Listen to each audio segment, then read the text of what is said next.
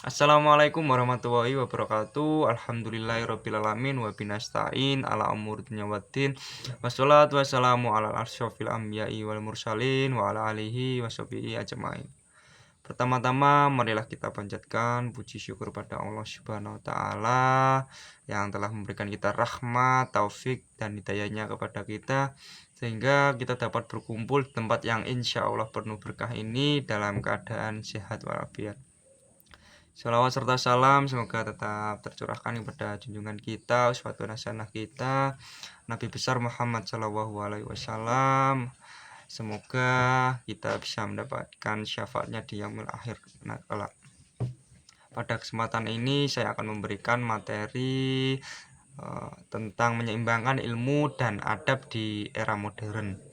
Teman-temanku yang berbahagia, setiap hari kita melangkahkan kaki ke sekolah, membawa tas, mendengarkan penjelasan guru, dan mengerjakan tugas. Pertanyaannya, apakah kita sudah tahu betapa mulianya posisi kita saat ini di mata Allah Subhanahu wa taala? Rasulullah SAW pernah bersabda dalam sebuah hadis yang diriwayatkan oleh Imam Muslim, yaitu barang siapa yang menempuh suatu jalan untuk mencari ilmu, maka Allah akan memudahkan baginya jalan menuju surga. Mencari ilmu bukan sekedar formalitas agar bisa lulus, dapat ijazah, atau mendapatkan pekerjaan yang mapan. Dalam Islam, menuntut ilmu adalah ibadah yang sangat agung.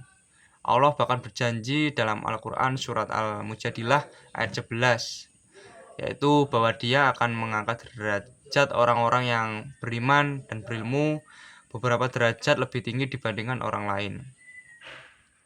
Ilmu adalah cahaya yang menerangi jalan kita agar tidak tersesat, baik di dunia maupun di akhirat. Namun teman-teman yang saya banggakan, ada satu hal krusial yang seringkali terlupakan di era modern ini. Saat ini akses untuk mendapatkan ilmu sangatlah mudah. Cukup buka HP, ketik di internet. Kita bisa tahu segalanya.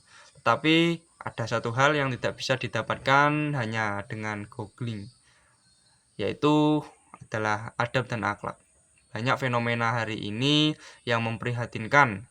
Ada siswa pintar, nilai ujiannya sempurna, tetapi lisannya kasar kepada teman. Ada yang cerdas, tapi berani membantah dan meremehkan gurunya.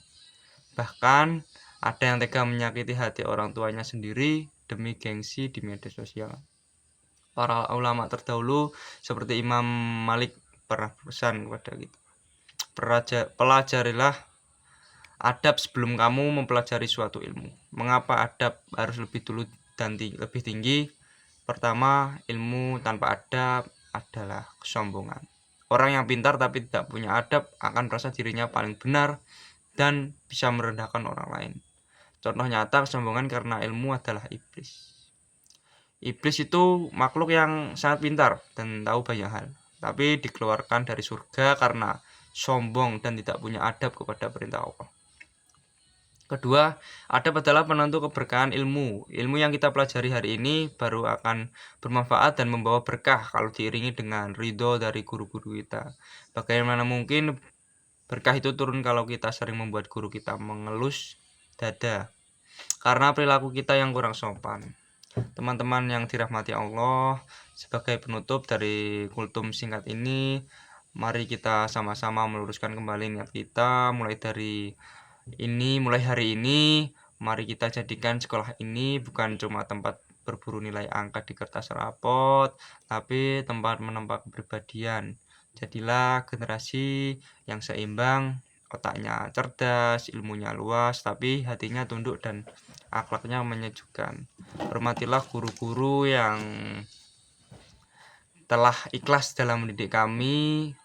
Teman-teman semua, sayangi teman-teman kita tanpa ada bullying dan muliakanlah kedua orang tua kita di rumah.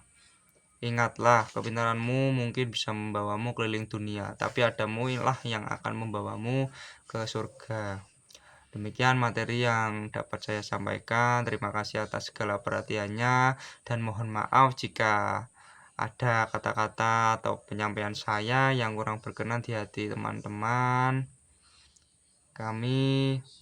Saya mohon maaf sebesar-besarnya. Billahi taufiq wal hidayah. Wassalamualaikum warahmatullahi wabarakatuh.